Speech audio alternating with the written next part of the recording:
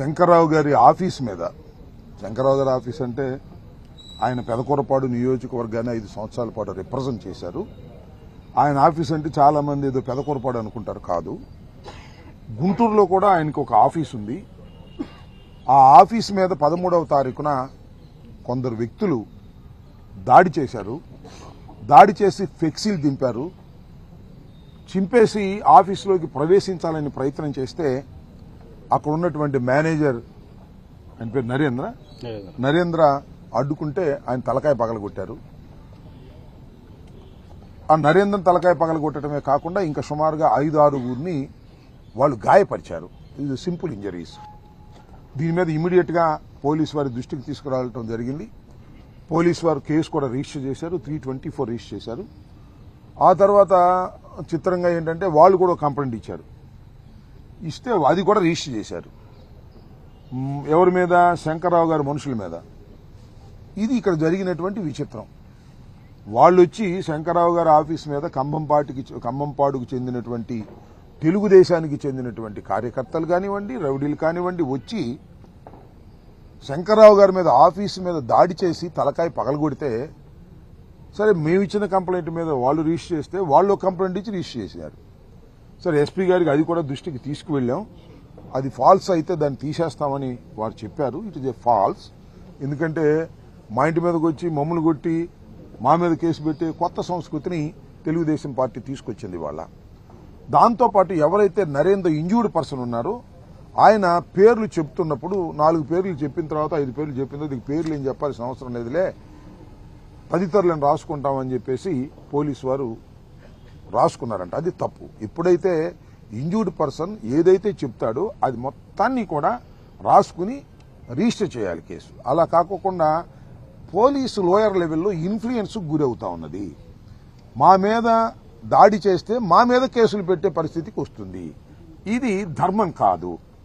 ఇవాళ నేను చెప్పదలుచుకుంది ఏంటంటే, ఇప్పుడు 7 మాసాలు అయిపోయింది వాళ్ళు అధికారంలోకి వచ్చి.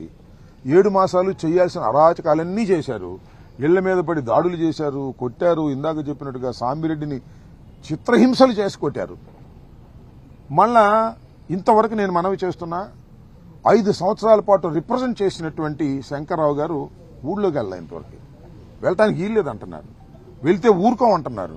వెళ్తే కార్లు పగలగొడతామంటున్నారు. వెళ్తే దాడి చేస్తామంటున్నారు. What is this? ఏంటి, ఎక్కడున్నాం మనం? నాకు అర్థం కాదు. 5 సంవత్సరాల పాటు ఆయన రిప్రజెంట్ చేశాడు అక్కడ ఒక శాసనసభ్యుడిగా.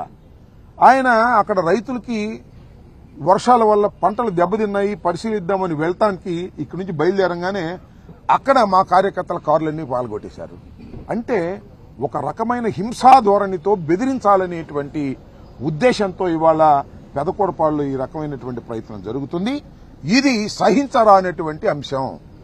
పెదకూరపాడు రిప్రజెంట్ చేసినటువంటి శంకర్రావు గారు పెదకూరపాడు వెళ్లటానికి వీల్లేదనేటువంటి ఒక పద్ధతుల్లో తెలుగుదేశం నాయకులు ప్రవర్తించడం, దానికి పోలీసులు సహకరించడం సరైనటువంటి విధానం కాదు అని మనవి చేస్తున్నాం. దీని మీద మేమందరం కూర్చొని మాట్లాడుకుంటాం.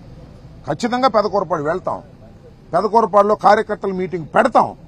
పోలీసులు దానికి రక్షణ కల్పించవలసినటువంటి బాధ్యత ఉంటుంది. ఏ చిన్న విషయం జరిగినా దానికి బాధ్యత వహించాల్సింది ఈ ప్రభుత్వం, పోలీసు యంత్రాంగం.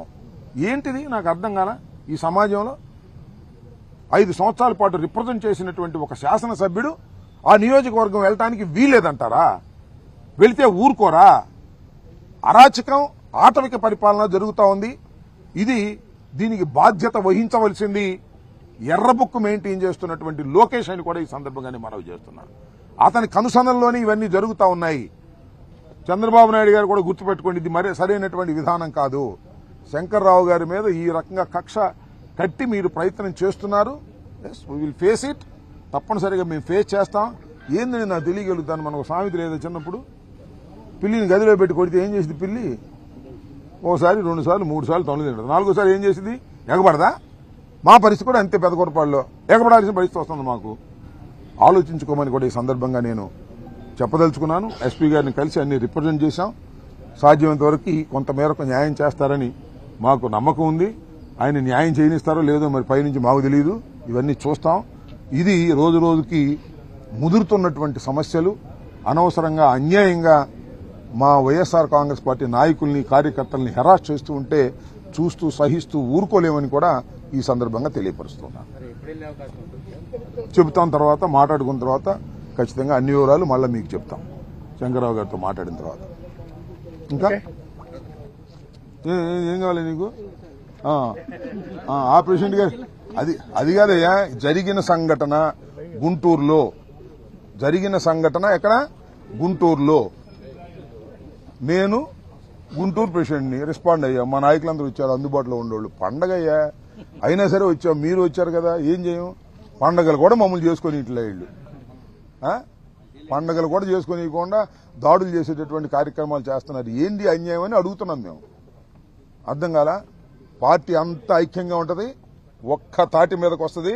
గుర్తుపెట్టుకోండి, అందరం కలిసే ఉంటాం, కలిసే పోరాటం చేస్తాం, దుర్మార్గాన్ని ఎదుర్కొంటాం. ఖచ్చితంగా ఈ తెలుగుదేశం చేసే ప్రతి తప్పిదాన్ని కూడా ప్రజల ముందు ప్రజాకోర్టులో పెడతాం, న్యాయస్థానాల్లోకి వెళ్తాం. వదిలిపెట్టే ప్రశ్నే లేదు.